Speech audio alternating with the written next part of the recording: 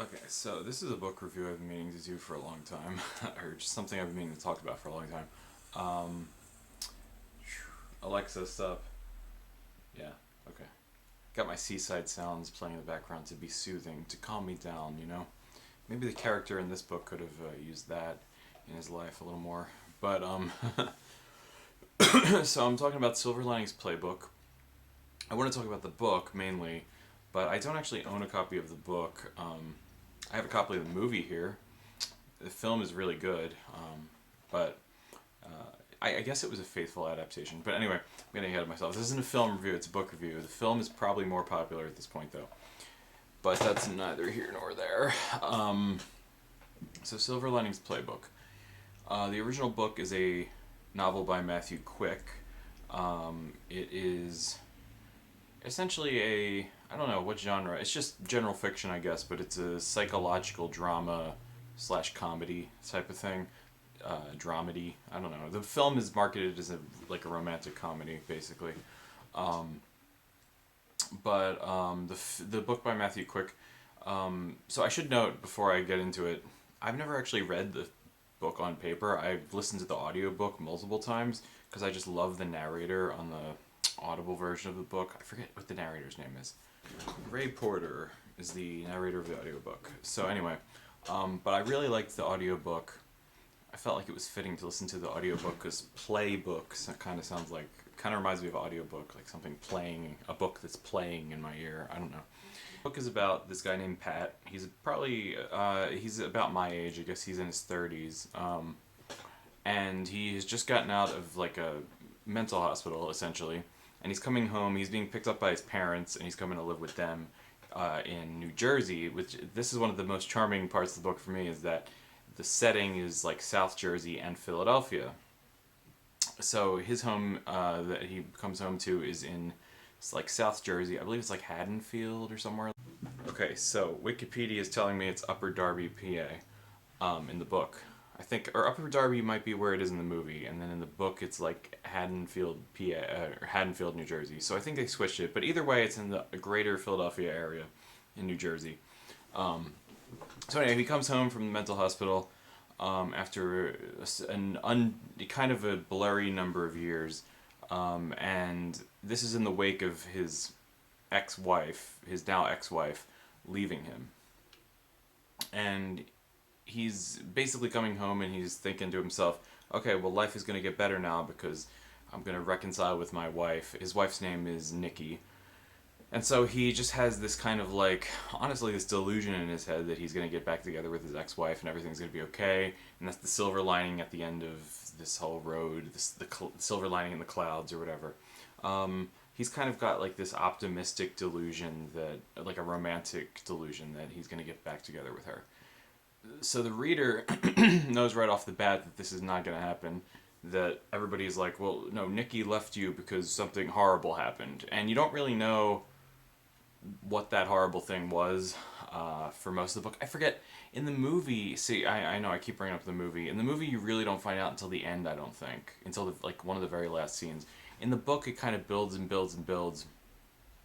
And there's, like, foreshadowing. There's this foreshadowing because he keeps, for instance, having, like, these emotional triggers, such as this song that whenever this artist plays and certain songs by this artist comes on, then he like flashes back to the incident that caused that caused the separation between him and his wife.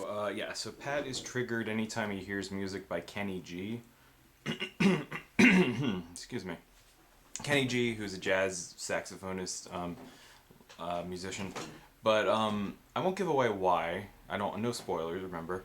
But that's kind of his trigger, and so he's very sensitive, Pat, in this book, and so you know he doesn't like stories that don't have happy endings. So like for instance, when he reads A Farewell to Arms, he like throws it out the window and freaks out that the main character in that a Hemingway novel doesn't get his happy ending with the love of his life. Do I want to spoil Hemingway Farewell to Arms? I won't, but let's just say it doesn't end happy for the romantic couple involved. But so he wants things to kind of parallel his expectations for his own life, which is not going his way. He's very neurotic, hashtag relatable, right? So, he wants to impress Nikki, his ex-wife, but he wants her to come back to him, so he thinks it's because he put on weight or something like that, for instance. So he puts on a trash bag and starts running around the neighborhood, like jogging more often and exercising in the basement using, his weight set and everything. Things like that. He starts exercising like crazy to a neurotic degree because he thinks that'll attract her back to him. And I thought about putting on a trash bag for this review, but I'm not going to go that far. I feel like that would be a little too camp or over the top. But I don't know. There's real no science behind that. I mean, I guess you will sweat more if you're wearing a trash can, but or a trash bag. So yeah, it's things like that. He does things like that. Obviously, this is a man whose mind is not functioning properly, and that's kind of the premise of the book. And it really is a book about his mental health and a man's journey to get well again, and to find himself again, and to find a new beginning in life. So going back to a relationship that didn't end well and that caused him to have a mental breakdown is kind of like the way to not do that, to not move on. And yet he can't let go. He can't let go of the attachment and the expectations and what he expected out of that. So what is this book really about? Well, it's about that. It's how his relationship with you never really see Nikki, for instance. Like Nikki, she's more of an idea. He has like this idea in his head that the reason why she's not around is because there's this concept called apart time. And it's just like a finite amount of time where Nikki and him have to be apart until she comes back and they reconcile their marriage, etc. Obviously, that's not what anybody else thinks is going to happen. But it's the actual content of the story is more about like his strained relationship with his parents. His dad is kind of like this typical like, I don't know, like grouchy old man, living in the suburbs of Philadelphia or whatever. And his mom is just kind of fussy, and his parents are strained because their adult son is living with them and causing a ruckus, and the whole family is kind of torn apart by this whole situation. But in a comedic way. I should note that this book is very funny. Like, for instance, the dad, in the film, played by Robert De Niro, and of course, Pat, the main character, is played by Bradley Cooper in the film. Philadelphia native actor, I should note. But so this the father he's like very superstitious about like things that are going to make he's a big Eagles fan, for instance, and he's superstitious about things that are going to make the Eagles win or lose. And so that's kind of like the comedic value to that. And the mishaps in the family are actually quite funny and amusing. So this book isn't all like heavy stuff. It's actually pretty absurd situations. Like, I don't know, they send Pat to therapy, and he goes to therapy, and he has this therapist named Cliff, who he's like this Indian guy who seems very like calm and collected and wise, etc. And then he runs into him in public one day, and Cliff is just as crazy of an Eagles fan as anybody else, as like his own family. And then he's like, no, when you're at the game, we're all Eagles fans. And when we're in the office, I'm your doctor, but when we're at the game, we are fans. And then they just drink together and stuff like that. Which I don't know if that's how a patient-doctor relationship should work in real life, but in a book like this, I don't know, maybe it is. Maybe it's healthy, I don't know. I've never had that. But, so there's things like that where these relationships are actually healthy for his journey, for Pat's journey in this book, as absurd as they are. But the most important relationship is, of course, the next romantic interest in his life, which is this woman named Tiffany, who is played by Jennifer Lawrence in the film, and she's a young woman who was recently widowed. Her husband died, so she's kind of going through a breakup of a marriage as well, and that's kind of where she finds common ground with Pat, and she tries to be his friend. She at least wants to connect with him for the emotional support, and since they have common friends and things like that.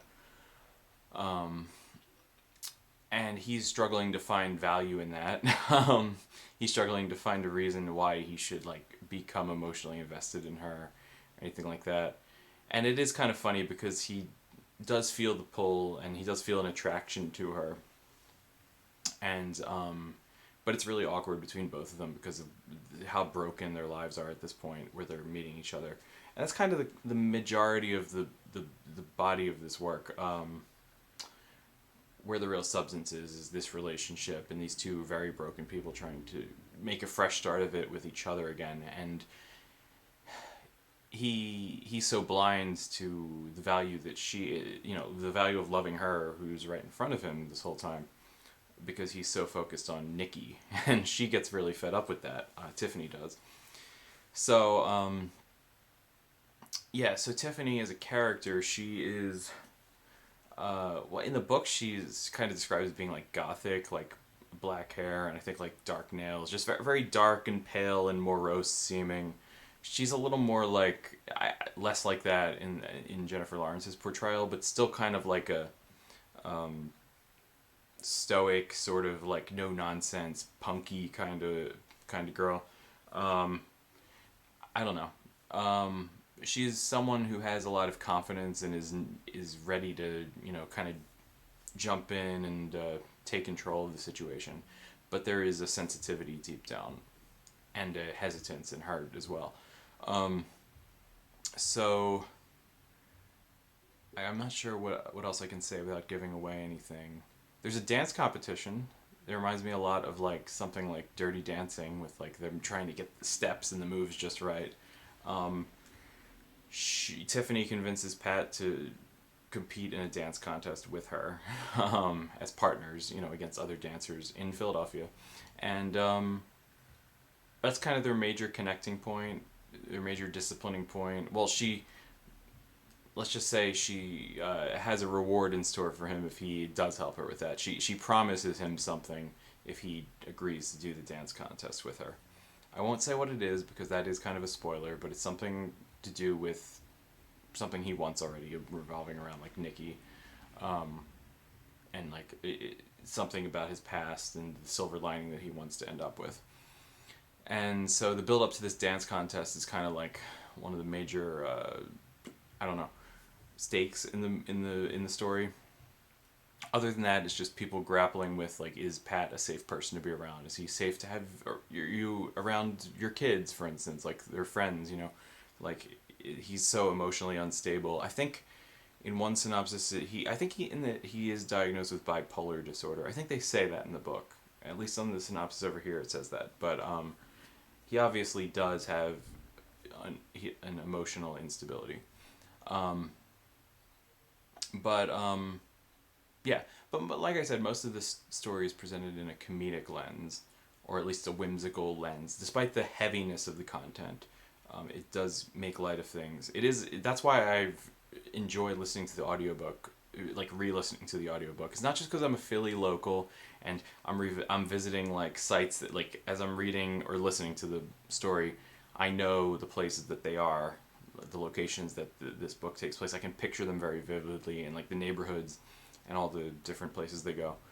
But it is actually a feel good book to me. Like I actually do feel better when I listen to it, and I feel connected, and I feel like I relate to these people. I don't know if what that says about me, but I relate to Pat in some ways. Even though I can look at him as a character and be like, wow, you really aren't living in reality. But I feel that way sometimes about myself. So not that I've ever been married or really have any expectation that someone's going to come back. Although, I mean, I've been there. I've been there to some extent, but not to the extent that he is. But, like, that a part-time is going to end for anybody, me and a certain person. I've had that, but not... I have enough distance from that to look at this, have an objective perspective on this story, and be able to enjoy it without it triggering me too much, But, yeah, it is one of those. I definitely recommend it for anyone who can not take themselves too seriously. I don't know, who likes a good story, who likes a good character study, a study of relationships, who wants to really kind of like come to terms with some of the heavier issues in life, revolving around relationships and loss and disconnect and reconnecting, with family and friends and oneself. So yeah, I don't, like I said, I don't have a physical copy, but I can flash like a picture of the cover of the book, just so it's not like a total movie review. Um, yeah, I don't know. The everything I said in this about the book rings pretty true for the movie. There's the same charming scenes happen, you know, like them going to a diner. They're supposed to be going on a date, but they end up just going to a diner and sharing one box, like one of those little individual boxes of cereal. How absurd is that, you know? And yet it's still somehow romantic. It's still somehow one of those things where it's like, wow, this is just a slice of life. This is how it should be, you know? Um, Between two people who really care about each other, even though they don't know it yet. um, it's one of those. It's one of those stories where it's like so innocent, despite how like not innocent it is at heart. How deep and broken it is. So yeah, um, I highly recommend it. And the audiobook does add something to it. The reader does a good job of like getting inside of Pat's head, you know. So yeah, yeah, I just wanted to talk about that one for a while. And I think we're always living in time. I mean, everybody always needs like a silver lining in their life, you know. And I'm not sure. This book, I think, does provide that in the end.